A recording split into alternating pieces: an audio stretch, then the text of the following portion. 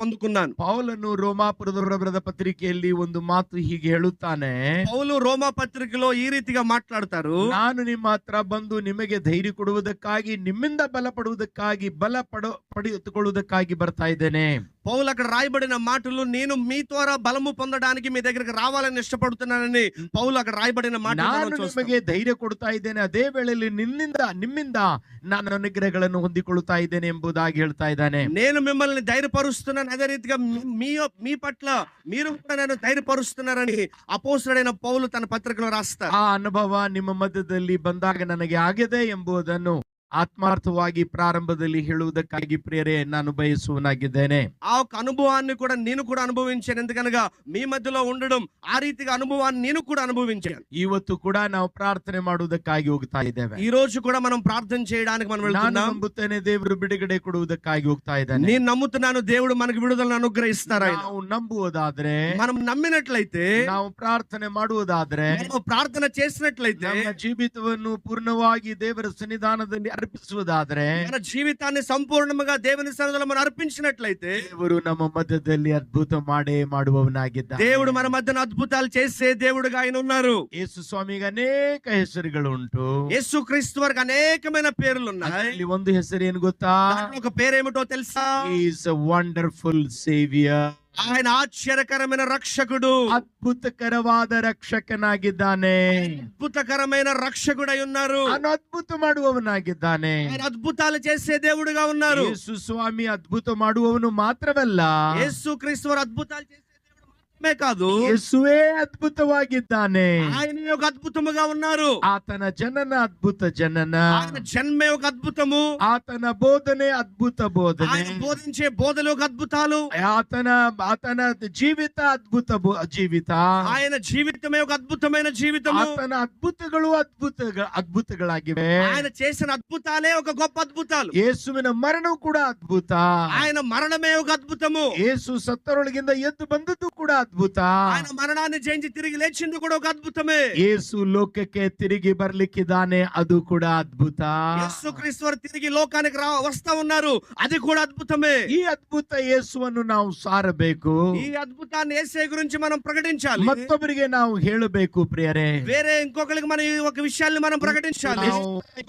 ಸುವಾರ್ತೆ 15ನೇ ಅಧ್ಯಾಯ 22ರಿಂದ 28ನೇ ವಚನದವರೆಗೆ ಓದುವುದಕ್ಕಾಗಿ ಹೋಗ್ತಾ ಇದ್ದೇವೆ. ఈ రోజున మనం వాక్య జ్ఞానమిషన్ నిమిత్తము మత్తయి సువార్త 15వ అధ్యాయం 22 నుండి 28 వరకు కూడా మనం ధ్యానించబోతున్నాం. ಮಾರ್ಕನ ಬರೆದ ಸುವಾರ್ತೆ 7ನೇ ಅಧ್ಯಾಯ 24ರಿಂದ 30ನೇ ವಚನ. అదే రీతిగా మార్కు రాసిన సువార్త 7వ అధ్యాయం 24వ వచనం నుండి 30వ వచనం వరకు. ಕನಾನ್ಯ ದೇಶಕ್ಕೆ ಸೇರಿರುವ ಒಂದು ಸ್ತ್ರೀ ಬಗ್ಗೆ ನಾನು ಮಾತನಾಡುವುದಕ್ಕಾಗಿ ಪ್ರಿಯರೇ ಬಯಸುವನಾಗಿದ್ದೇನೆ. కానాను దేశానికి సంబంధించిన ఒక స్త్రీ గురించి మాట్లాడాలని ఇష్టపడుతున్నాను. ಅವಳ ನಂಬಿಕೆ ವಿಷಯವಾಗಿ ಯೇಸು ಸ್ವಾಮಿ ಹೊಗಳಿದ್ದು ನಮ್ಮೆಲ್ಲರಿಗೂ ಗೊತ್ತಿದೆ. తన యొక్క నమ్మకం గురించి యేసు క్రీస్తు వారు తనను పొగిడినట్లుగా మనం అక్కడ చూస్తాం. ದೇವರ ಸನ್ನಿಧಾನದಲ್ಲಿ ಬರುತ್ತಿರುವ ನಾವು, దేవుని సన్నిధానానికి వచ్చిన మనము, ನಮಗೆ ನಂಬಿಕೆ ಅಗತ್ಯವಾಗಿದೆ. మన జీవితంలో నమ్మకం అనేది చాలా ప్రాముఖ్యమైనది. ಯಾರ್ಯಾರು ಯೇಸು ಸ್ವಾಮಿ ಹತ್ರ ಬಂದಿದ್ದಾರಲ್ಲ, ఎవరైనా దేవుని దగ్గరికి వచ్చిన వారు ಒಂದೇ ಒಂದು ಕಾರ್ಯ ಸ್ವಾಮಿ ಅವರಿಂದ ಕೇಳ್ತಾ ಇದ್ದಾನೆ. ఒక విషయాన్ని వారి దగ్గర నుంచి దేవుడు కోరుకుంటున్నారు. You believe. నీవు నిజముగా నమ్ముతున్నావా? ನಿಜವಾಗಿ ನೀನು ನಂಬುತ್ತೀಯೋ? నువ్వు నిజముగా దానిని నమ్ముతున్నావా? ನೀನು ನಿಜವಾಗಿ ನಂಬುತ್ತೀಯೋ? నువ్వు నిజముగా దానిని నమ్ముతున్నావా? ದೇವರು ನಮ್ಮಿಂದ ಬಯಸ್ತಾ ಇರುವ ಒಂದೇ ಒಂದು ಕಾರ್ಯ, దేవుడు మన నుండి ఆశిస్తున్న ఒకే ఒక కార్యము ನಂಬಿಕೆ, ನಂಬಿಕೆ, ನಂಬಿಕೆ, ನಂಬಿಕೆ.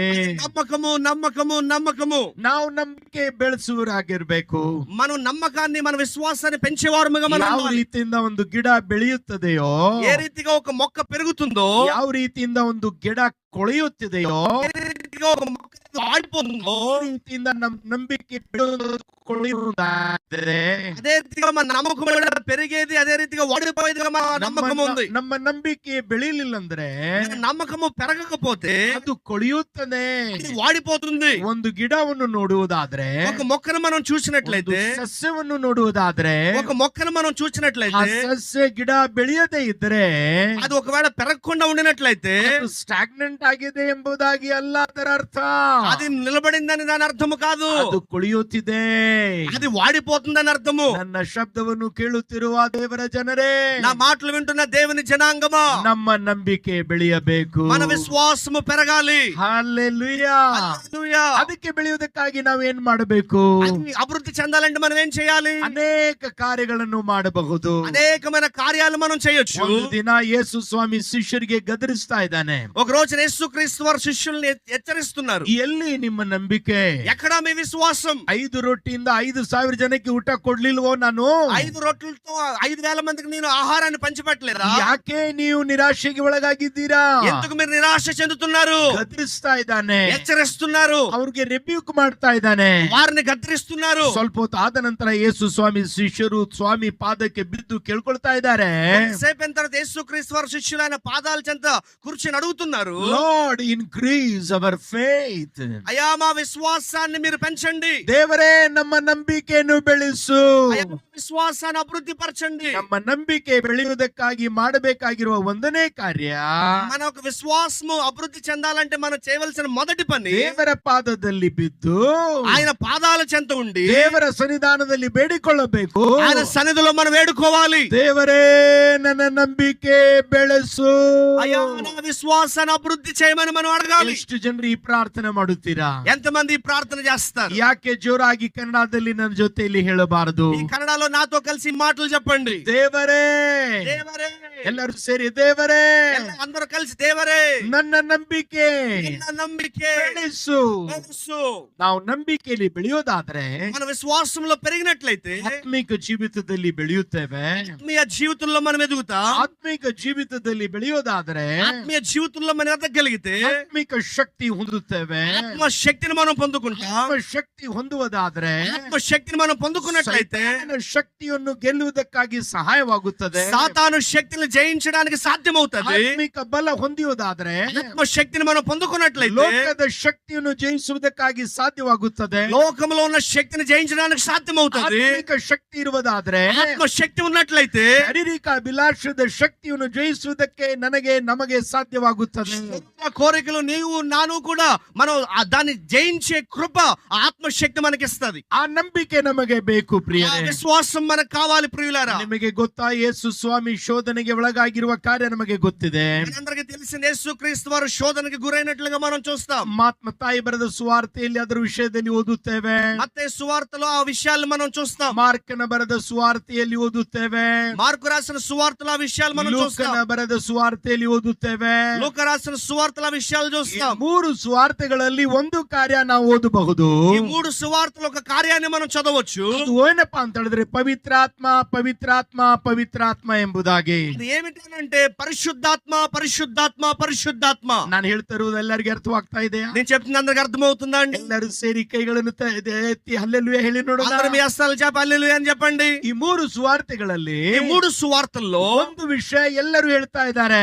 ఒక్క విషయాన్ని అందరూ చెప్తున్నారు. ಪವಿತ್ರಾತ್ಮ ಪವಿತ್ರಾತ್ಮ ಪವಿತ್ರಾತ್ಮ ಎಂಬುದಾಗಿ. ఇది ఏమిటంటే పరిశుద్ధాత్మ పరిశుద్ధాత్మ పరిశుద్ధాత్మ. ಒಂದು ಸುವಾರ್ತೆಯಲ್ಲಿ ಹೇಗೆ ಓದುತ್ತೇವೆ? ఒక సువార్తలో ఈ రీతిగా మనం చదువుతాం. Was led by the Holy Spirit. ఆయన పరిశుద్ధాత్మ చేత నడిపింపబడ్డారని. ಅಂದ್ರೆ ಪವಿತ್ರಾತ್ಮನು ನಡೆಸಿದನು ಎಂಬುದಾಗಿ. దాని అర్థం ఏంటంటే పరిశుద్ధాత్ముడు ఆయన నడిపించాడని ಬೇರೆ అర్థం. ಒಂದು ಸುವಾರ್ತೆಯಲ್ಲಿ ಹೇಗೆ ಓದುತ್ತೇವೆ? వేరే సువార్తలు ఈ రీతిగా మనం He చదువుతాం. was sent by the Holy Spirit. ఆయన పరిశుద్ధాత్మ చేత పంపబడ్డాడని మనం చూస్తాం. Led by the Holy Spirit. పరిశుద్ధాత్మ చేత నడిపింపబడ్డారు. Sent by the Holy Spirit. పరిశుద్ధాత్మ చేత పంపబడ్డారు. Led by the Holy Spirit ಅಂದ್ರೆ ఆయన ఆత్మతో మనం నడిపించబడడం అంటే ಪವಿತ್ರಾತ್ಮನು ಮುಂದಿದ್ದಾನೆ. అపవిత్రాత్మ మన ముందున్నాడని అర్థం. Sent by the Holy Spirit ಅಂದ್ರೆ పరిశుద్ధాత్మ చేత పంపబడ్డారు అని ಪವಿತ್ರಾತ್ಮನು ಹಿಂದಿದ್ದಾನೆ.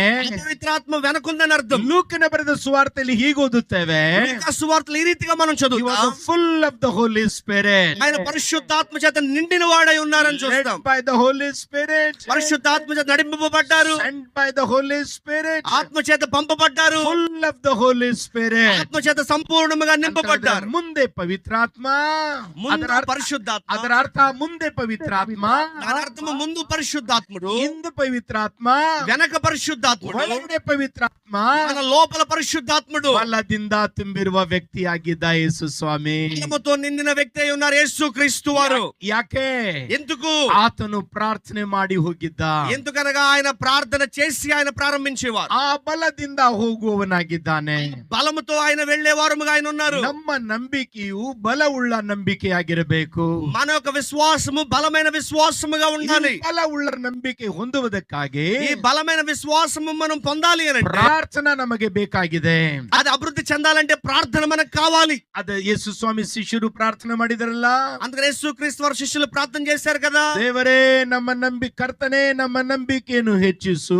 అయ్యా మా విశ్వాసమును అభివృద్ధి పరచండి. ಸ್ವಾಮಿಯು ಕೂಡ ನಂಬಿಕೆಯಲ್ಲಿ ಬೆಳೀತಾ ಇದ್ರು. యేసు క్రీస్తు వారు కూడా విశ్వాసంలో అభివృద్ధి చెందుతా ఉన్నారు. ಪವಿತ್ರಾತ್ಮ ಅವರ ಮೇಲೆ ಬಂತು. పరిశుద్ధాత్మ ఆయన మీదకి దిగి వచ్చింది. ಪವಿತ್ರಾತ್ಮ ಯೇಸುವಿನ ಮೇಲಿದ್ದ. పరిశుద్ధాత్ముడు యేసు క్రీస్తు వారి మీద ఉన్నారు. ಅವರು ಯೇಸು ಸ್ವಾಮಿ ಮುಂದಿದ್ದರು. పరిశుద్ధాత్ముడు యేసు క్రీస్తు వారు ముందున్నారు. ಪವಿತ್ರಾತ್ಮ ಯೇಸು ಸ್ವಾಮಿ ಹಿಂದೆ ಇದ್ದರು. పరిశుద్ధాత్ముడు యేసు క్రీస్తు వారు వెనకున్నారు. ಪವಿತ್ರಾತ್ಮ ಯೇಸುವಿನ ಒಳಗಡೆ ಇದ್ದಾರೆ. పరిశుద్ధాత్ముడు యేసు క్రీస్తు వారు లోపల ఉన్నారు. Holy Spirit upon Jesus. పరిశుద్ధాత్ముడు యేసు క్రీస్తు వారి మీద ఉన్నారు. Holy Spirit inside Jesus. పరిశుద్ధాత్ముడు యేసు లోపల ఉన్నారు. Holy Spirit is in front of Jesus. పరిశుద్ధాత్ముడు యేసు ముందున్నారు. And Holy Spirit behind Jesus. పరిశుద్ధాత్ముడు యేసు వెనకున్నారు. ಅದಕ್ಕಾಗಿ ಅದರಿಂದ ಹೋಗಿದನು. అందుకని యేసు క్రీస్తు వారు బలముతో నడిపించబడ్డారు. ಪ್ರಾರ್ಥನೆಗಾಗಿ ಬಂದಿರುವ ಪ್ರಿಯ ದೇವರ ಜನರಿಗೆ ಪ್ರಾರಂಭದಲ್ಲಿ ನಾನು ಹೇಳ್ತಾ ಇದ್ದೇನೆ, ప్రార్థన గురించి వచ్చిన దేవుని జనాంగమా, ఈ ప్రారంభంలో మీతో మాట్లాడాలని ఇష్టపడుతున్నాను. ನಂಬಿಕೆಯಲ್ಲಿ ಬೆಳೆಯುವುದಕ್ಕಾಗಿ మన విశ్వాసములో పెరగవలసిన వారుగా ಆತ್ಮಾರ್ಥವಾಗಿ ಹೃದಯದಿಂದ ఆత్మానుసారమైన హృదయముతో ಈ ಪ್ರಾರ್ಥನೆ ನಾವು ಮಾಡಿಕೊಳ್ಳಬೇಕು. ఈ ప్రార్థన మనం చేయాలి. ದೇವರೇ ನನ್ನ ನಂಬಿಕೆ ಬೆಳೆಸು.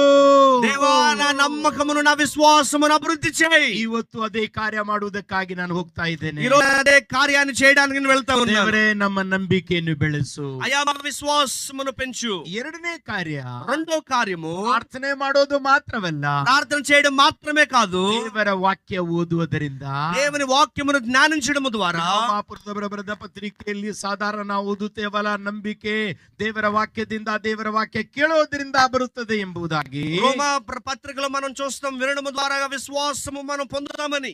ಅದು ಪವಿತ್ರ ದೇವರ ವಚನದಿಂದ ನಂಬಿಕೆ ಬರುವಂತದ್ದಾಗಿದೆ. విశ్వాసము దేవుని వాక్యము ద్వారాగా వస్తది. ದೇವರ ವಾಕ್ಯವನ್ನು ಓದುವಾಗ, దేవుని వాక్యమును మనం చదివేటప్పుడు, ದೇವರ ವಾಕ್ಯವನ್ನು ಕಲಿಯುವಾಗ, దేవుని వాక్యాన్ని మనం నేర్చుకునేటప్పుడు, ದೇವರ ವಾಕ್ಯ ಧ್ಯಾನ ಮಾಡುವಾಗ, దేవుని వాక్యాన్ని మనం జ్ఞానించేటప్పుడు ತಿಳಿಯದೆ ನಮ್ಮ ನಂಬಿಕೆ ಹೆಚ್ಚಾಗಿ ಬೆಳೆಯುವಂತದ್ದಾಗಿದೆ. మనం అనుకోకుండా మన విశ్వాసం అభివృద్ధి చెందుతది. ನಿಮ್ಮ ನಂಬಿಕೆ ಬೆಳೆಯಬೇಕಾ? నీ విశ్వాసం అభివృద్ధి చెందాలా? ನಿಮ್ಮ ನಂಬಿಕೆ ಬೆಳೆಯಬೇಕಾ? నీ విశ్వాసం అభివృద్ధి చెందాలా? ನಿಮ್ಮ ನಂಬಿಕೆ ಬೆಳೆಯಬೇಕಾ? నీ విశ్వాసం అభివృద్ధి చెందాలా? ಮ್ಯೂಸಿಕಲ್ ಟೀಮ್ ನಿಮ್ ನಂಬಿಕೆ ಬೆಳೆಯಬೇಕಾ? సంగీత బృందం మీ విశ్వాసం అభివృద్ధి చెందాలా? ಪ್ರಾರ್ಥನೆ ಮಾಡೋಣ. ప్రార్థన మనం చేయాలి. ಎರಡನೇದಾಗಿ, రెండవదిగా ದೇವರ ವಾಕ್ಯ ಓದೋಣ. దేవుని వాక్యాన్ని మనం చదవాలి. ದೇವರ ವಾಕ್ಯ ಓದುವಾಗ దేవుని వాక్యాన్ని మనం చదివినప్పుడు ಬೀಜಾಗಿ ನಮ್ಮೊಳಗಡೆ ಬರುತ್ತದೆ, విత్తనముగా మన లోపల ప్రవేశిస్తది, ಶಕ್ತಿಯಾಗಿ ನಮ್ಮಲ್ಲಿ ಬೆಳೆಯುವಂತದ್ದಾಗಿದೆ. శక్తివంతముగా మనలో పెరిగేదిగా ఉంటది. ಸ್ವಾಮಿ ಹುಟ್ಟಿರುವಾಗ ದೂತನು ಮರಿಯಳಿಗೆ ಬಂದು ಮಾತಾಡ್ತಾ ಇದ್ದಾನೆ. యేసుక్రీస్తు వారు జన్మించినప్పుడు దూత వచ్చి మరియ తల్లికి చెప్తది. ಮರಿಯಳ ವಿಷಯದಲ್ಲಿ ಗ್ರಂಥದಲ್ಲಿ ನಾವು ಹೀಗೆ ಒಂದು ವಾಕ್ಯ ಓದುತ್ತೇವೆ, మరియ గురించి ఈ రీతిగా దేవుని వాక్యంలో మనం చదువుతాం. treasured everything in her heart. దూత చెప్పిన ప్రతి ఒక్క విషయాన్ని తన హృదయంలో భద్రపరుచుకున్నట్లుగా మనం చూస్తాం. ದೇವರ ವಾಕ್ಯ ಹೃದಯದಲ್ಲಿ ಇಟ್ಟುಕೊಳ್ತಾ ಇದ್ದಳು. ఆ మరియ దేవుని వాక్యాన్ని తన హృదయంలో పెట్టుకునేది. ಅದಕ್ಕಾಗಿ ಅವಳ ನಂಬಿಕೆ ಸ್ವಾಮಿಯಲ್ಲಿ ಹೆಚ್ಚಾಗಿ ಬೆಳೆದು ಬರ್ತಾ ಇತ್ತು. ఆ హృదయంలో భద్రము చేసుకున్నందుకే యేసుక్రీస్తు వారి మీద విశ్వాసం అనేది పెరుగుతూ ఉండే. ಅವನು ಹೊಟ್ಟೆಯಿಂದ ಬಂದಿರುವ ಮಗು ಆದಾಗ್ಯೂ ಕೂಡ, తమ కడుపులో జన్మించిన ఆ ఒక యేసుక్రీస్తు వారైనా, ಅವಳು ಹೊಟ್ಟೆಯಿಂದ ಬಂದಿರುವ ಕೂಸಾದ್ರೂ ಕೂಡ, తన కడుపులో జన్మించిన ఒక చిన్న పిల్లవాడైనా, ತನ್ನ ಕೈಯಲ್ಲಿ ಆಡಿರುವ ಹುಡುಗ ಮಗು ಆಗಿದ್ದಾಗ್ಯೂ ಕೂಡ, తన చేతులతో ఆడించిన ఒక పిల్లవాడైనా, ಈ ವಚನದಿಂದ ಅವಳಿಗೆ ಗೊತ್ತಿತ್ತು, ಈತನು ನನ್ನ ಮಗ ಅಲ್ಲ, ಪರಲೋಕದಿಂದ ಬಂದಿರುವ ಲೋಕ ರಕ್ಷಕ ಎಂಬುದಾಗಿ. తెలుసుకుంది. ఇది నాకు సంబంధించిన వారు కాదు, పరలోకము నుండి దిగి వచ్చిన దేవుని కుమారుడని తెలుసుకుంది. ದೇವರ ವಾಕ್ಯವನ್ನು ಕೇಳ್ತಾ ಇದ್ದು ಇದ್ಳು. దేవుని వాక్యమును నేర్చుకుంటా ఉండేది. ದೇವರ ವಾಕ್ಯ ಹೃದಯದಲ್ಲಿ ಇಡುತ್ತಾ ಇದ್ಳು. దేవుని వాక్యమును హృదయంలో భద్రము చేసుకునేది ಅದಕ್ಕಾಗಿ మరియా. ನಂಬಿಕೆ ಬೆಳೆಯುತ್ತಾ ಇತ್ತು. దానిని బట్టి విశ్వాసం అభివృద్ధి చెందేది. ಅದಕ್ಕಾಗಿ ಆಗಿರುವ ಕಾರ್ಯ ಏನು ಗೊತ್ತಾ ನಿಮಗೆ? దాన్ని బట్టి అయిన కార్యం ఏంటో మీకు తెలుసా? ಮದುವೆಯಲ್ಲಿ ಹೋದಾಗ ఒక వివాహానికి వెళ్ళినప్పుడు ಅಲ್ಲಿ ದ್ರಾಕ್ಷರಸ ಮುಗಿದೋಗಿದೆ. అక్కడ ద్రాక్షరసము ఖాళీ అయిపోయింది. ಎಲ್ಲರಿಗೂ ನಿರಾಶೆ ಆಗುತ್ತಾ ಇದೆ. నిరాశ చెందుతా ఉన్నారు. ಬಹಳಷ್ಟು ಜನರು ಬಂದಿದ್ದಾರೆ. అనేకుల వివాహానికి వచ్చారు. ಬೇಕಾಗಿರುವ ಕಾರ್ಯಗಳನ್ನು ಬಂದಿರುವ ಜನರಿಗೆ ಕೊಡದೇ ಇದ್ದರೆ ಬಹಳಷ್ಟು ನಾಚಿಕೆಗೆ ಒಳಗಾಗುವ ಸ್ಥಿತಿ ಆಗುವುದಕ್ಕಾಗಿ ಹೋಗ್ತಾ ಇದೆ. ఇవ్వాల్సిన వాటిని ఇవ్వకపోతే అక్కడ ఉన్న జనాల ముందు అవమానం జరుగుతది. ಆ ವೇಳೆಯಲ್ಲಿ ಕಷ್ಟಕ್ಕೆ ಒಳಗಾದಾಗ ఆ సమయంలో కష్టానికి వారు గురైనప్పుడు ಇವಳು ಹೋಗಿ ಹೇಳ್ತಾ ಇದ್ದಾಳೆ, మరియా దిగ్గున లేచి పరిగెట్టుకుని వెళ్ళి చెప్తా ఉంది, ಆತನು ಹೇಳಿದ್ದನ್ನು ಮಾಡಿರಿ. ఆయన చెప్పింది మీరు చేయండి. ಈ ಮಾತು ಹೇಳಲಿಕ್ಕೆ ಶಕ್ತಿ ಎಲ್ಲಿಂದ ಬಂತು? ఈ మాట చెప్పడానికి మరియకి శక్తి ఎక్కడి నుండి వచ్చింది? ದೇವರ ವಚನ ಹೃದಯದಲ್ಲಿ ಇಟ್ಟುಕೊಂಡಿರುವುದರಿಂದ, దేవుని వాక్యము హృదయంలో భద్రము చేసుకున్న ದೇವರ ವಚನದಿಂದ ಬಂದಿರುವ ನಂಬಿಕೆಯಿಂದ, దేవుని వాక్యము నుండి వచ్చిన ఒక విశ్వాసమును బట్టి ಅಸಾಧ್ಯಗಳನ್ನು ಸಾಧ್ಯ ಮಾಡುವ ಮಗು ಈ ಮಗು ಆಗಿದೆ ಎಂಬುದಾಗಿ ಅವಳಿಗೆ ಗೊತ್ತಿತ್ತು. అసాధ్యమైన వాటిని సాధ్యపరచగల కుమారుడని మరియ తెలుసుకుంది. ನಂಬಿಕೆಯಲ್ಲಿ ಬೆಳೆಯುವುದಕ್ಕಾಗಿ, విశ్వాసములో పెరగడానికి ಒಂದನೇದಾಗಿ ದೇವರ ಸನ್ನಿಧಾನದಲ್ಲಿ ಪ್ರಾರ್ಥನೆ ಮಾಡೋಣ. ದೇವರೇ, ನನ್ನ ನಂಬಿಕೆ ಬೆಳೆಸು. మొదటిగా దేవుని సన్నిధిలో మనం ప్రార్థన చేయాలి, దేవా మా విశ్వాసమును అభివృద్ధి చేయి. ಎರಡನೇದಾಗಿ ದೇವರ ವಾಕ್ಯವನ್ನು ಕೇಳಿ ಹೃದಯದಲ್ಲಿ ಇಟ್ಟುಕೊಳ್ಳುವವರಾಗಿರಬೇಕು. రెండవదిగా దేవుని వాక్యమును విని మన హృదయంలో భద్రపరుచుకునే వారముగా మనం ఉండాలి. ಮೂರನೇದಾಗಿ, మూడవదిగా ಯೇಸು ಸ್ವಾಮಿ ಹುಟ್ಟುವುದಕ್ಕಿಂತ ಮುಂಚಿತವಾಗಿ మూడవదిగా యేసుక్రీస్తు వారు జన్మించడానికన్నా ముందుగా ದೂತನು ಬಂದು ಮರಿಯಾಳಿಗೆ ಹೇಳ್ತಾ ಇದ್ದಾನೆ, దూత వచ్చి మరియకు చెప్తా ఉంది, ನೀನು ಗರ್ಭವನ್ನು ಧರಿಸಿ ಮಗುವನ್ನು ಜನ್ಮ ಕೊಡುವಿ. నువ్వు గర్భాన్ని ధరించి ఒక కుమారుడికి నువ్వు జన్మనిస్తావు. ಮರಿಯಾಳ್ ನಂಬಿದಳಾ? మరియా నమ్మిందా? ಇಲ್ಲ, ನಂಬಲಿಲ್ಲ. నమ్మలేదు. ಉತ್ತರವಾಗಿ ಮರಿಯಾ ಹೇಳ್ತಾ ಇದ್ದಾಳೆ ದೂತನಿಗೆ, సాధారణంగా మరియా దూతతో చెప్తా ఉంది, ಅಯ್ಯೋ, ನಾನು ಮದುವೆ ಆಗದೇ ಇರುವ ಸ್ತ್ರೀ, అయ్యో నేను ఇంకా వివాహము కాని స్త్రీని, ನಾನು ಕೆಟ್ಟಾಗಿರುವ ಸ್ತ್ರೀ ಅಲ್ಲ, నేను చెడిపోయిన స్త్రీని కాదు, ಪುರುಷನನ್ನು ಬೆಟ್ಟಾಗಿರುವ ಸ್ತ್ರೀ ಅಲ್ಲ, నేను పురుషుని తెలుసుకోలేని స్త్రీని కాదు, ಇದು ನನ್ನಿಂದ ಆಗುವುದಿಲ್ಲ. ఇది నా వల్ల అవ్వదు అని మరియా చెప్పింది. ಸ್ವಾಮಿ ದೂತನು ಹೇಳಿರುವ ಮಾತು ನಂಬಲೇ ಇಲ್ಲ. దూత చెప్పిన మాట మరియా నమ్మలేదు. ನಂಬದೇ ಇರುವ ಸ್ಥಿತಿಯಲ್ಲಿ, నమ్మలేని ఆ స్థితిలో ಆ ವೇಳೆಯಲ್ಲಿ ದೂತನು ಮರಿಯಳಿಗೆ ಒಂದು ಅನುಭವ ಸಾಕ್ಷಿ ಹೇಳ್ತಾ ಇದ್ದಾನೆ. ఆ సమయంలో దూత ఒక అనుభవ సాక్ష్యాన్ని మరియకి చెప్తా ఉంది. ಆ ಅನುಭವ ಸಾಕ್ಷಿ ಏನು ಗೊತ್ತಾ? ఆ అనుభవ సాక్షి ఏంటో తెలుసా? ಹೌದಮ್ಮ, ನೀನು ಮದುವೆ ಆಗಿಲ್ಲ. అవునమ్మా నువ్వు ఇంకా వివాహం కాలేదు. ಹೌದಮ್ಮ, ನೀನು ಕೆಟ್ಟ ಸ್ತ್ರೀ ಅಲ್ಲ. అవునమ్మా నువ్వు చెడిపోయిన స్త్రీవి కాదు. ಹೌದಮ್ಮ, ನೀನು ಪುರುಷನನ್ನು ನೋಡಲಿಲ್ಲ. అవునమ్మా నువ్వు పురుషునికి ఎరగలేదు. ಆದ್ರೆ ಒಂದು ಅನುಭವ ನಾನು ಹೇಳ್ತಾ ಇದ್ದೇನೆ. ఒక అనుభవాన్ని మీకు నేను ನಾನು ಒಂದು ಅಜ್ಜ ಮತ್ತು ಅಜ್ಜಿ ಮನೆಗೆ ಹೋಗಿದ್ದೆ. ನಾನು ఒక వృద్ధుల ఇంటికి నేను వెళ్ళాను. ಆ ಅಜ್ಜ ಹೆಸರು ಸಕರಿಯಾ ಮತ್ತು ಎಲಿಜಬೆತ್ ಅವರ ಹೆಸರು. ఆ వృద్ధుల పేరేంటంటే జకరియా, ఎలిజబెత్. ನಾನು ಅವರಿಗೆ ಹೋಗಿ ದೇವರ ವಾಕ್ಯ ಸಾರದೆ. నేను వెళ్ళి వారికి దేవుని వాక్యాన్ని ప్రకటించాను. ಅವರು ದೇವರ ವಾಕ್ಯ ಸ್ವೀಕರಿಸಿದರು. వారు దేవుని వాక్యాన్ని స్వీకరించారు. ದೇವರ ವಾಕ್ಯ ನಂಬಿದರು. వారు దేవుని వాక్యాన్ని నమ్మారు. ದೇವರ ವಾಕ್ಯವನ್ನು ನಂಬಿದ ನಂತರ దేవుని వాక్యాన్ని వారు నమ్మిన తరువాత ಎಲಿಜಬೆತ್ ಇವಾಗ ಗರ್ಭವತಿಯಾಗಿದ್ದಾಳೆ. ఇప్పుడు ఎలిజబెత్ గర్భాన్ని ధరించింది. 6 ತಿಂಗಳಾಗಿದೆ. 6 మాసములుగా అయింది. ಈ ಅನುಭವ ಸಾಕ್ಷಿ ಕೇಳಿದ ನಂತರ అనుభవ సాక్ష్యమును మరియా విన్న తర్వాత ಅವಳ ನಂಬಿಕೆ ಬೆಳೆಯುವುದಕ್ಕಾಗಿ ಪ್ರಾರಂಭವಾಯಿತು. మరియా విశ్వాసము పెరగడానికి ప్రారంభమైంది. ಮೊದಲನೇದಾಗಿ ನಂಬಿಕೆ ಬೆಳೆಸುವುದಕ್ಕಾಗಿ ಪ್ರಾರ್ಥನೆ ಮಾಡಬೇಕು. మొదటిగా మన విశ్వాసం అభివృద్ధి చెందాలంటే ప్రార్థన చేయాలి. ಎರಡನೇದಾಗಿ ದೇವರ ವಾಕ್ಯ ಕೇಳಬೇಕು, ಕಲಿಯಬೇಕು, ಹೃದಯದಲ್ಲಿ ಬಚ್ಚಿಟ್ಟುಕೊಳ್ಳಬೇಕು. రెండవదిగా దేవుని వాక్యాన్ని విని దాని ప్రకారంగా నడుచుకుని దానిని మన హృదయంలో భద్రపరచుకోవాలి. ಮೂರನೇದಾಗಿ ಅನುಭವ ಸಾಕ್ಷಿಗಳು ಕೇಳಬೇಕು. మూడవదిగా అనుభవ సాక్ష్యములను మనం వినాలి. 1981ರಲ್ಲಿ ಯೇಸು ಸ್ವಾಮಿಯನ್ನು ಅಂಗೀಕಾರ ಮಾಡಿದೆ. 1981లో నేను యేసుక్రీస్తు వారిని అంగీకరించాను. ನನ್ನ ನಂಬಿಕೆ ಬಹಳ ಕಮ್ಮಿ ಆಗಿತ್ತು. నా నమ్మకము చాలా చిన్నదిగా ఉంది. ಭಯಂಕರವಾದ ರೋಗ ನನಗೆ ಕಾಡಿಸ್ತಾ ಇತ್ತು. భయంకరమైన రోగము నన్ను వెంబడిస్తా ఉన్నది. ಯಾರೋ ಹೇಳ್ತಿದ್ರು, ಯೇಸು ಸ್ವಾಮಿ ನಮಗೆ ಸೌಖ್ಯ ಮಾಡುತ್ತಾರೆ. ఎవరో చెప్పారు యేసుక్రీస్తు వారు రోగాన్ని స్వస్థపరుస్తారు. ಯೇಸು ಸ್ವಾಮಿನ ಅಂಗೀಕಾರ ಮಾಡದೆ, యేసు క్రీస్తుని అంగీకరించాను, ಪ್ರಾರ್ಥನೆ ಮಾಡುವುದಕ್ಕಾಗಿ ಪ್ರಾರಂಭ ಮಾಡದೆ, ప్రార్థన చేయడానికి ప్రారంభించాను. ರೋಗ ಹೋಗಲಿಲ್ಲ ಎಂಬುದಾಗಿ ಮಾತ್ರವಲ್ಲ, నా రోగాన్ని ఇంకా స్వస్థపరచలేదని కాదు గాని, ನನಗಿರುವ ರೋಗ ಜಾಸ್ತಿ ಆಗುವುದಕ್ಕಾಗಿ ಪ್ರಾರಂಭವಾಯಿತು. నేను ప్రార్థన చేస్తుండగా రోగం తగ్గలేదు కానీ ఆ రోగం పెరుగుతూ ఉండేది. ನನಗೆ ರೋಗ ಸೌಖ್ಯವಾಗಲಿಲ್ಲ. ఆ రోగం బాగుపరచబడలేదు. 11 ತಿಂಗಳ ನಾನು ಪ್ರಾರ್ಥನೆ ಮಾಡ್ತಾ ಇದ್ದೆ. 11 నెలలు ప్రార్థన చేస్తూనే ఉండేవాడిని. ಚಿಕ್ಕ ಪುಸ್ತಕ ನನ್ನ ಕೈಯಲ್ಲಿ ಸಿಕ್ತು. ఒక చిన్న పుస్తకం నా చేతిలో ಆ దొరికింది. ಪುಸ್ತಕದಲ್ಲಿ ಅನೇಕ ಅನುಭವ ಸಾಕ್ಷಿಗಳನ್ನು ನಾನು ಕೇಳಿದೆ. ఆ పుస్తకంలో అనేకమైన అనుభవ సాక్ష్యములు నేను చదివాను. ಕ್ಯಾನ್ಸರ್ ಆಗಿರುವ ಜನರಿಗೆ ಬಿಡುಗಡೆ ಆಗಿದ್ದು, క్యాన్సర్ ఉన్న జనముకు స్వస్థత పొందినట్లుగా, ಹಾಸ್ಪಿಟಲ್ ದಿಂದ ಮನೆಗೆ ತೆಗೆದುಕೊಂಡು ಹೋಗಿರಿ ಎಂಬುದಾಗಿ ಹೇಳಿರುವ ಜನರು ಸೌಖ್ಯವಾಗಿದ್ದು, హాస్పిటల్ నుండి తీసుకుని వెళ్ళిపోండి ఇంక బ్రతకరు అనేవారు ಈ స్వస్థపరచబడ్డారు. ಅನೇಕ ಅನುಭವ ಸಾಕ್ಷಿ ನಾನು ಕೇಳುವುದಕ್ಕಾಗಿ ಪ್ರಾರಂಭ ಮಾಡಿದೆ. అనేకమైన అనుభవ సాక్ష్యాలు చదవడానికి నేను ప్రారంభించాను. ಕೇಳುತ್ತಾ ಕೇಳುತ್ತಾ ನನ್ನ ನಂಬಿಕೆ ಬೆಳೆಯುತ್ತಾ ಬೆಳೆಯುತ್ತಾ ಮೇಲಕ್ಕೆ ಬರುವುದಕ್ಕಾಗಿ ಪ್ರಾರಂಭವಾಯಿತು. నేను చదువుతా వింటూ వింటూ నా విశ్వాసం రోజు రోజుకి అభివృద్ధి చెందుతా వచ్చేది. ಒಂದು ದಿನ ಒಂದು ನನ್ನ ಸ್ನೇಹಿತನ ಜೊತೆಯಲ್ಲಿ ಬೈಬಲ್ ಕಾಲೇಜಿನಲ್ಲಿ ಕಲಿಯುತ್ತಿರುವಾಗ ನಾವು ಪ್ರಾರ್ಥನೆ ಮಾಡ್ತಾ ಇದ್ದೀವಿ. ఒక రోజున నా స్నేహితుడు బైబిల్ కాలేజ్ లో నేర్చుకుంటున్నప్పుడు ప్రార్థన చేస్తూ ఉన్నా. ನಾವಿಬ್ಬರೇ ಪ್ರಾರ್ಥನೆ ಮಾಡ್ತಾ ಇದ್ದೇವೆ. ఇద్దరమే ప్రార్థన చేస్తా ఉన్నా. ಭಾನುವಾರ ದಿನ ಅದು. అది ఆదివారం రోజు అది. ಆ ವೇಳೆಯಲ್ಲಿ ಬೈಬಲ್ ಕಾಲೇಜಿನಲ್ಲಿ ಯಾರು ಇಲ್ಲ. ఆ రోజున బైబిల్ కాలేజ్ లో ఎవ్వరూ లేరు. ನಾವು ಚಪ್ಪಾಳಿನ ತೊಟ್ಟುತ್ತಾ ಆರಾಧನೆ ಮಾಡ್ತಾ ಇದ್ದೇವೆ. నేను చప్పట్లు కొడుతూ దేవుని సన్నిధిలో ఆరాధన చేస్తా ఉన్నా. ಪಕ್ಕನೆ ಈ ಮನುಷ್ಯನು ಎದ್ದು ನನ್ನ ತಲೆ ಮೇಲೆ ಕೈ ಇಟ್ಟು ಪ್ರಾರ್ಥನೆ ಮಾಡ್ತಾ ಇದ್ದಾನೆ. తక్షణముగా నా స్నేహితుడు లెగిసిన తల మీద చేయి ఉంచి ప్రార్థన చేస్తా ఉన్నాడు. 4 ವರ್ಷದವರೆಗೆ ನನಗೆ ಕಾಡಿಸಿರುವ ಭಯಂಕರವಾದ ರೋಗ 4 సంవత్సరాలుగా నాకు భయంకరమైన బాధ పెడుతున్న ಯೇಸುವಿನ ಹೆಸರಿನಲ್ಲಿ ಆ ರಾತ್ರಿ ಪೂರ್ಣವಾಗಿ ಬಿಡುಗಡೆ ಆಯಿತು. యేసు నామములో రాత్రి నా జీవితంలో విడుదలని నేను అనుభవించాను. ನಂಬಿಕೆ ಹೆಚ್ಚಾಯಿತು. నా విశ్వాసం అభివృద్ధి చెందింది. ಆ ಪ್ರಾರ್ಥನಾ ಶಕ್ತವಾಗಿ ಪ್ರಾರ್ಥನಾ, ఆ ప్రార్థనలో శక్తివంతమైన ప్రార్థన. ದೇವರು ನಮಗೆ ಬಿಡುಗಡೆ ಕೊಡುವವನಾಗಿದ್ದಾನೆ. దేవుడు మనకు విడుదల దయచేసే దేవుడుగా ఉన్నారు. ನಾವು ಅನುಭವ ಸಾಕ್ಷಿಗಳನ್ನು ಕೇಳಬೇಕು. మనం అనుభవ సాక్ష్యములను మనం వినాలి. ಬಹಳಷ್ಟು ಪುಸ್ತಕಗಳು ಇವಾವೆ, ಅನುಭವ ಸಾಕ್ಷಿಯಿಂದ ತುಂಬಿರುವ ಪುಸ್ತಕಗಳು. అనేకమైన పుస్తకాలు ఉన్నాయి, సాక్ష్యములతో నింపబడిన ನಾನು పుస్తకాలు. ಮುಸಲ್ಮಾನ್ ಕುಟುಂಬದಿಂದ ಕರ್ತನಾದ ಯೇಸು ಕ್ರಿಸ್ತನನ್ನು ಅಂಗೀಕಾರ ಮಾಡಿರುವ ಕಾರ್ಯ ತಮ್ಮೆಲ್ಲರಿಗೆ ಗೊತ್ತಿದೆಯಲ್ಲ. ముస్లిం కుటుంబం నుండి దేవుని అంగీకరించిన విషయం మీ అందరికీ తెలిసిన విషయమే. ನನಗೆ ಬಹಳ ನಿರಾಶೆ ದುಃಖ ಆಗುತ್ತಾ ಇತ್ತು. నాకు చాలా నిరాశగా, నేను చాలా దుఃఖపడుతుండేవాడిని. ಮುಸಲ್ಮಾನ್ ಧರ್ಮದಿಂದ ಯೇಸು ಕ್ರಿಸ್ತನನ್ನು ಅಂಗೀಕಾರ ಮಾಡಿ ಬಂದಿರುವ ಅನೇಕ ಜನರ ಅನುಭವ ಸಾಕ್ಷಿ ಕೇಳಿದ ನಂತರ ನನಗೆ ನಂಬಿಕೆ ಬಂತು ಎಂಬುದಾಗಿ ಮಾತ್ರವಲ್ಲ, ಜೀವಿತದಲ್ಲಿ ಬರುತ್ತಿರುವ ಸಮಸ್ಯೆಗಳನ್ನು ಎದುರಿಸುವುದಕ್ಕಾಗಿ ಧೈರ್ಯರು ಕೂಡ ದೇವರು ಕೊಟ್ಟ.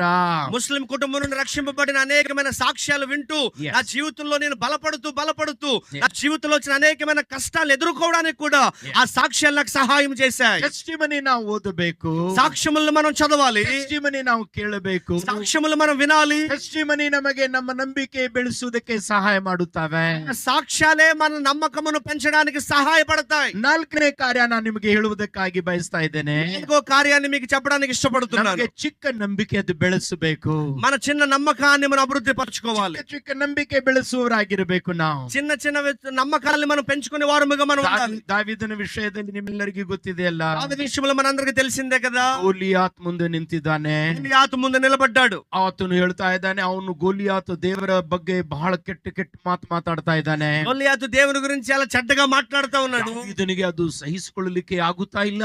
దావీదు దాన్ని విని సహించుకోవడం లేదు. దావీదు ನಾನು ಅದಕ್ಕೆ ವಿರುದ್ಧವಾಗಿ ಹೋಗುತ್ತೇನೆ ಎಂಬುದಾಗಿ ಜನರಿಗೆ ಹೇಳ್ತಾ ಇದ್ದಾನೆ. దావీదు అంటాడు, నేను వాడి విరుద్ధంగా యుద్ధానికి వెళ్తానని. ಪಕ್ಕನೆ ಅಲ್ಲಿರುವ ಜನರು ಹೇಳ್ತಾರೆ, ಹೋಗೋ ನೀನು ಕುರಿ ಕಾಯಕ್ ಹೋಗು ಎಂಬುದಾಗಿ ಹೇಳ್ತಾ అక్కడ ಇದ್ದಾರೆ. ఉన్న జనం అంటున్నారు, నువ్వు వెళ్ళు, నువ్వు గొర్రెలు కాసుకోమని అంటున్నారు. ಆದರೆ ಈತನು ಆತನಿಗೆ ವಿರುದ್ಧವಾಗಿ ಹೋಗುವುದಕ್ಕಾಗಿ ಸಿದ್ಧನಾಗಿ ನಿಂತಿದ್ದಾನೆ. అయితే దావీదు గొలియాతు విరుద్ధంగా నిలబడడానికి సిద్ధపడతా ಆ ఉన్నాడు. ವೇಳೆಯಲ್ಲಿ ಆತನು ಹೇಳಿರುವ ಮಾತು ನಿಮಗೆ ನೆನಪಿರಬೇಕು ಪ್ರಿಯರೇ.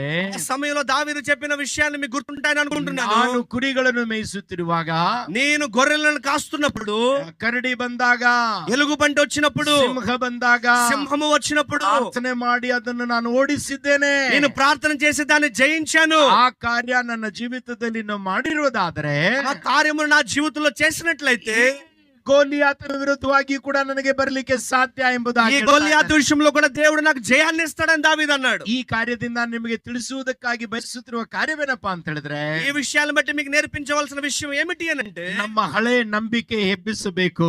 మన పాత విశ్వాసమును మనం అభివృద్ధి పరచుకోవాలి. ಚಿಕ್ಕ ಚಿಕ್ಕ ಕಾರ್ಯಗಳು ನಮ್ಮ ಜೀವಿತದಲ್ಲಿ ಆಗಿರ್ತವೆ. చిన్న చిన్న విషయాలు మన జీవితంలో అవుతా ఉంటాయి. ಪ್ರಾರ್ಥನೆ ಮಾಡಿ ತಲೆ ನೋವು ಹೋಗಿರಬಹುದು, ప్రార్థన చేస్తుండగా మన తలకాయ పొడి తగ్గిపోవచ్చు. ಪ್ರಾರ್ಥನೆ ಮಾಡಿ ಚಿಕ್ಕ ಕಾರ್ಯ ನಡೆದಿರಬಹುದು. మనం ప్రార్థన చేసినప్పుడు చిన్న పనులు జరిగి ಈ ఉండొచ్చు. ಚಿಕ್ಕ ಚಿಕ್ಕ ಕಾರ್ಯಗಳನ್ನು ನೆನೆಸಿಕೊಂಡು చిన్న చిన్న పనులు మనం గుర్తు తెచ్చుకుని ಈ ಮುಂದೆ ಹೋಗುವ ಅನುಭವದ ಅದನ್ನು ಅದನ್ನು ಅದನ್ನು ಎಕ್ಸರ್ಸೈಸ್ ಮಾಡುವುದಾದ್ರೆ, దానిని ప్రతిరోజు మనం అభ్యాసం చేసినట్లయితే ನಮ್ಮ ನಂಬಿಕೆ ಬೆಳೆಯುವಂತದ್ದಾಗಿದೆ. మన విశ్వాసము పెరిగేదిగా ఉంటది. ಹೀಗೆ ನಮ್ಮ ನಂಬಿಕೆ ಬೆಳೆಯಬೇಕು. ఈ రీతిగా మన విశ్వాసము పెంచబడాలి. ಎಷ್ಟು ಜನರ ನಂಬಿಕೆ ಬೆಳೆಯಬೇಕು ಹೇಳ್ರಿ? ఎంతమంది మన విశ్వాసం అభివృద్ధి చెందాలి? ನೀವು ನನಗೆ ಕೇಳುವುದಾದ್ರೆ ನಾನು ಹೇಳ್ತೇನೆ, మీరు నన్ను అడిగినట్లయితే నేను చెప్తాను, ನಮ್ಮ ನಂಬಿಕೆ ಬೆಳೆಯಬೇಕು. మన విశ్వాసం అభివృద్ధి చెందాలి. ನಂಬಿಕೆ ಬೆಳೆಯದೇ ಇದ್ರೆ ಕಾರ್ಯವಾಗುವುದಿಲ್ಲ. మన విశ్వాసం అభివృద్ధి చెందకపోతే కార్యాలు జరగవు. ಇವತ್ತು ಯಾವ ರೀತಿಯಿಂದ ನಂಬಿಕೆ ಬೆಳೆಯಬೇಕು ಎಂಬುದನ್ನು ನೋಡ್ಲಿಕ್ಕೆ ಹೋಗ್ತಾ ಇದ್ದೇವೆ. ఈ రోజున విశ్వాసం ఏ రీతిగా అభివృద్ధి చెందుతుందన్న విషయాల గురించి మనం ధ్యానించబోతున్నాం. ಬ್ಯಾರಿಯರ್ ಬ್ರೇಕಿಂಗ್ ಫೇತ್, ಅಡ್ಡಿ ಅಡಚಣೆಗಳನ್ನು ಮುರಿಯುವ ನಂಬಿಕೆ. మన జీవితంలో వచ్చే అడ్డులను తొలగించే విశ్వాసం. ಕೆನನೈಟ್ ವುಮನ್ಸ್ ಫೇತ್, ಕನಾನಿಯ ದೇಶಕ್ಕೆ ಸೇರಿರುವ ಸ್ತ್ರೀಯ ನಂಬಿಕೆ ವಿಷಯದಲ್ಲಿ ನಾನು ನಿಮಗೆ ಹೇಳ್ತಾ ಇದ್ದೇನೆ. కానాను దేశానికి సంబంధించిన ఒక స్త్రీ విషయాల గురించి మీతో మాట్లాడాలనుకుంటున్నాను. ಅಡ್ಡಿ ಅಡಚಣೆಗಳನ್ನು ಮುರಿಯುವ ನಂಬಿಕೆ. మన జీవితంలో వచ్చే అడ్డులను విరగొట్టే ఒక విశ్వాసము. ಬಹಳ ಅಡ್ಡಿ ಅಡಚಣೆಗಳು ನಮ್ಮ ಜೀವಿತದಲ್ಲಿ ಬರೋದುಂಟು. మన జీవితంలో అనేకమైన అడ్డులు వస్తా ఉంటాయి. ಅಡ್ಡಿ ಅಡಚಣೆಗಳನ್ನು ನಾವು ಮುರಿಯೋರಾಗಿರಬೇಕು. ఈ మన జీవితంలో మనం ఎదుర్కొనే ప్రతి అడ్డములను మనం విరగొట్టే వారముగా మనం ఉండాలి. ನಮ್ಮ ನಂಬಿಕೆ ನದಿ ಹಾಗಿರಬೇಕು. మన విశ్వాసం ఒక నదిగా ప్రవహిస్తూ ఉండాలి. ನದಿ ರೋಡ್ ಮಾಡಿ ನದಿ ಹೋಗುವುದಿಲ್ಲ.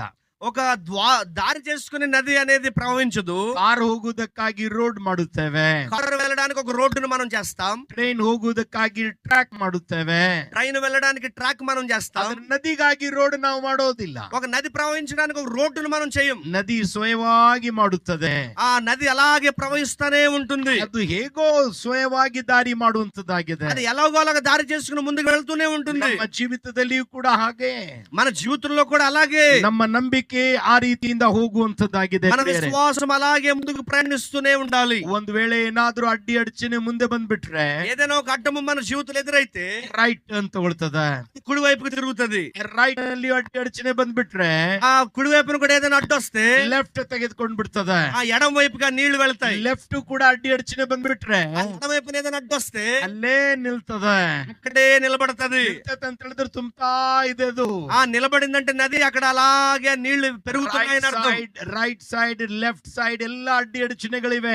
కుడి వైపున ఎడ వైపున అన్ని అడ్డములుగా ఉన్నాయి. ಫ್ರಂಟ್ ರೈಟ್ ಲೆಫ್ಟ್ ಎಲ್ಲ ಕಡೆಗೆ ಅಡ್ಡಿ ಅಡಚಣೆಗಳು. ముందు కుడి వైపున ఎడ వైపున నీటికి అన్ని అడ్డుగా ఉన్నా ಯೋಚನೆ ಮಾಡ್ತದೇನೋ, ಎಲ್ಲಾ ಕಡೆ ಅಡಚಣೆ ಇದೆ, ನಾನು ತಿರುಗಿ ಎಲ್ಲಿಂದ ಬಂದಿದ್ದೇನೆ ಅಲ್ಲಿಗೆ ಹೋಗುತ್ತೇನೆ ಎಂಬುದಾಗಿ ಹೇಳ್ತದೇನೋ. ఆ నది నాకు అన్ని అడ్డుగా ఉన్నాయి, నేను ఎక్కడి నుంచి తిరిగి వచ్చాను అక్కడికి వెళ్ళిపోతాను అనుకుంటదా నది? ಆ ರೀತಿಯಿಂದ ಮಾಡೋದಿಲ್ಲ. ಅದು ఆ రీతిగా నది చేయదు. ಅದು ಕಾಯುತ್ತಾ ಇರ್ತದೆ. అక్కడే అది వేచి ఉంటది. ಕಾಯುತ್ತಾ ಇರ್ತದೆ. అక్కడే వేచి ఉంటది. ಬಹಳಷ್ಟು ನೀರು ಬರುವುದಕ್ಕಾಗಿ ಕಾಯುತ್ತಾ ಇರ್ತದೆ. ఎక్కువ నీరు అక్కడ ప్రవహిస్తూ ఉంటది. ಹೀಗೆ ಕಾಯುತ್ತಾ ಕಾಯುತ್ತಾ ಕಾಯುತ್ತಾ ಅದು ಓವರ್ ಫ್ಲೋ ಆಗುವುದಕ್ಕಾಗಿ ಪ್ರಾರಂಭವಾಗುತ್ತದೆ. అలాగే ఆ నీరు పెరిగి పెరిగి దానికి అడ్డుగా ఉన్న దాని మీద నుంచి ప్రవహించడం ನಮ್ಮ ప్రారంభిస్తుంది. ನಂಬಿಕೆಯು ಕೂಡ ಅದೇ ಆಗಿರಬೇಕು మన ಪ್ರಿಯರೇ. విశ్వాసం అలాగే ఉండాలి ప్రియులారా.